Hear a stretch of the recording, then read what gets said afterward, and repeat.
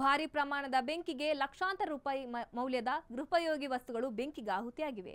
ಶನಿವಾರೇಗೌಡ, ಶ್ರೀನಿವಾಸೇಗೌಡ ಹಾಗೂ ವೆಂಕಟೇಶೇಗೌಡ ಎಂಬುವರಿಗೆ ಸೇರಿದ 3 ಮನೆಗಳು ಸುಟ್ಟು ಭಸ್ಮವಾಗಿವೆ. ಸದ್ಯ ಮನೆಯಲ್ಲಿ ಯಾರೂ ಇಲ್ಲದ ವೇಳೆ ಅವಘಡ ಸಂಭವಿಸಿದ್ದು ಭಾರಿ ಅನಾಹುತ ತಪ್ಪಿದೆ. ಘಟನಾ ಸ್ಥಳಕ್ಕೆ ಅಗ್ನಿಶಾಮಕ ಸಿಬ್ಬಂದಿ ಆಗಮಿಸಿ ಬೆಂಕಿ ನಂದಿಸಿದ್ರು.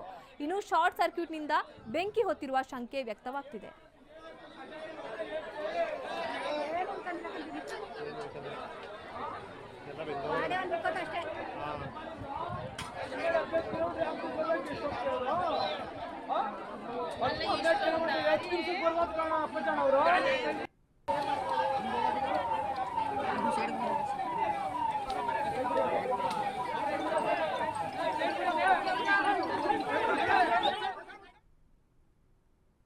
ಆನಂದೂರಿನಲ್ಲಿ ಮನೆಗಳು ಹೊತ್ತಿ ಉರಿದಿದ್ದ ಘಟನಾ ಸ್ಥಳಕ್ಕೆ ಶಾಸಕ ಜಿಟಿ ದೇವೇಗೌಡ ಭೇಟಿ ನೀಡಿ ಪರಿಶೀಲನೆ ನಡೆಸಿದ್ರು.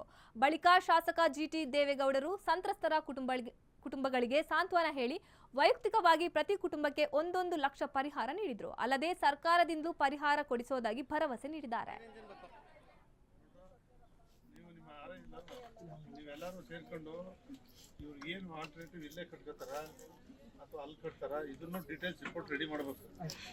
ನಾವು ಅಲ್ಲಿ CMO ಬರ್ತಾರೆ, ಸರ್ಕಾರದಿಂದ ಏನು ಮಾಡೋದು ಕೂತ್ಕೊಂಡು ನಾವು ಎಕ್ಸ್ಪ್ಲೈನ್ ಮಾಡಿ ಹಿಂಗೆ ಆಗಬೇಕು ಅಂತ ಮಾಡೋಣ.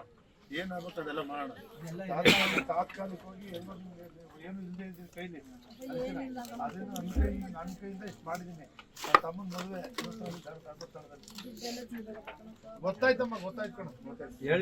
ಬಿಡಮ್ಮ ಹೇಳಿದ್ರು.